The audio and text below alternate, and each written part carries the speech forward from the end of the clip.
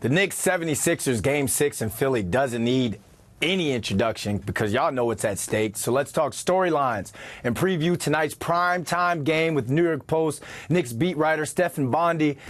Stefan, you're down in Philly. We're just hours away from tip-off, a 9 p.m. tip-off, a late one, and it feels like it's days away because of the way that Game 5 ended.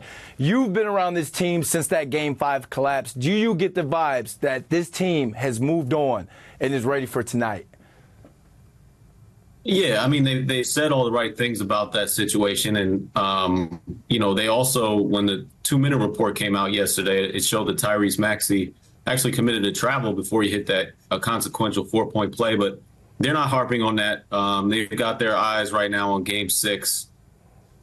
And, it's always tough to win on the road in the playoffs. They won on the road once in the series, and they're going to have to do it again in order to close this out and avoid a Game 7. So I think everybody understands what's at stake here.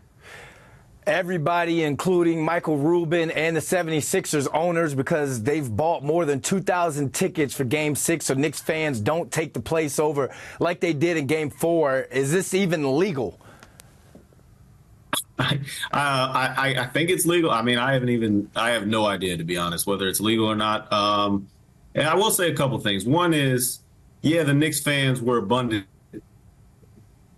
in the last game, and they were celebrating outside like crazy, which made the social media rounds. But I think some of it was overblown in terms of the noise actually inside the arena. I thought it was pretty split. And then at one point, the MVP chants for Jaylen Brunson took over.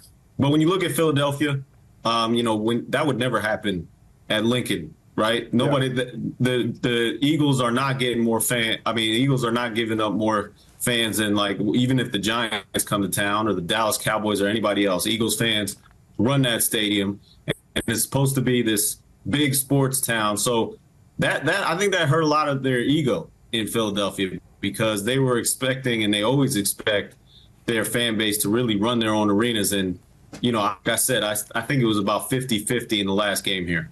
76ers fans with a broken ego. That right there, my man, that's a headline, an article within itself.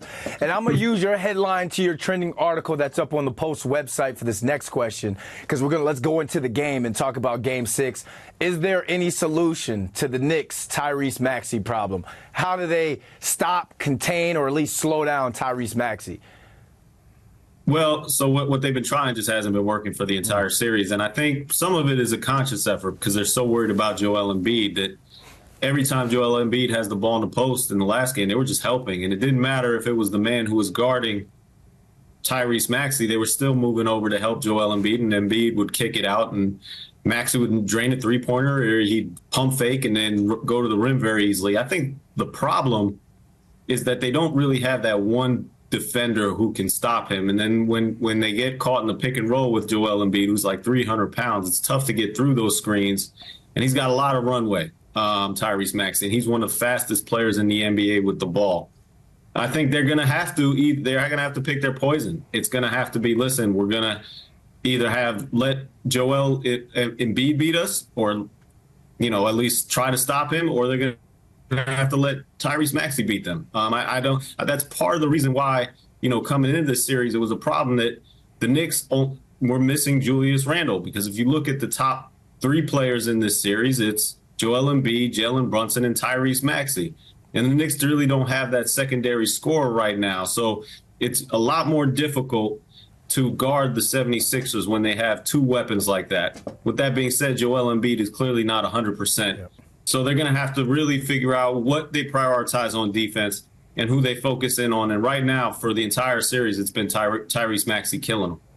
Game 6, closeout game on the road.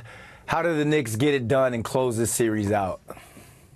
I mean, it's going to take some heroics from Jaylen Brunson, because, as I mentioned before, Julius Randle is not available. He hasn't been available since January. And it's been the one Brun show, I think, as the Post back page said. And in the last game, down the stretch, he made some big time mistakes. There was that turnover. He really didn't play as effective as we've seen him. Now you could say, well, he's playing 40 plus minutes every night. He's got such a load to carry, and he might be tired down the stretch. And he has really not been great in fourth quarters throughout this series. But in order to win this game, it's going to have to be Jaylen Brunson coming through in the clutch again. Which coach has more pressure on them tonight, Tibbs or Nick Nurse? Nick Nurse, because even if Tibbs loses, you still get a Game 7. Okay. If Nick Nurse loses, he's eliminated. And this was a season that started with so much hope and so much promise. And I understand that Joel Embiid had that knee problem that kind of derailed their season. But whenever you have the reigning MVP on your roster, and then you get the most improved player, in Tyrese Maxi, which he became this season, there's a lot of expectations. And to lose in the first round, that would be a disappointment. If the Knicks lose, they can now look to Game 7 at the Garden and hope to win at that point. Donte DiVincenzo hasn't really shown up or been consistent throughout this series. Does he still have the confidence from his teammates and within himself? Well, I mean, confidence has never been a problem for Donte DiVincenzo. He's been jacking up three-pointers like at a Steph Curry rate since all the injuries went down. I think he obviously broke the franchise record in three-pointers this season. But, sometimes he's feeling it and sometimes he's not. In this entire playoff series, he has not been feeling it. He has been, they needed him to be that secondary scorer, as I keep alluding to. The Knicks don't have one, and he hasn't stepped up to the plate in that manner. It's more been like Josh Hart or OG Anunoby. So, yeah, Donte DiVincenzo needs to start hitting shots. I'm not in his head. I can't tell you how confident he is. I know his teammates still have plenty of confidence in him, because when you have the point guard on the team and he's been your friend forever and they were roommates in college, that kind of helps facilitate that, natural confidence that you need as a shooting guard. So I don't doubt that, his teammates have confidence in him. His coaches have confidence in him.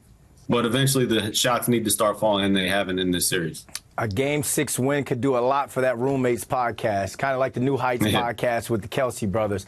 Stefan, enjoy Game 6 tonight, man. Thanks for hopping on. All right. Thanks for having me.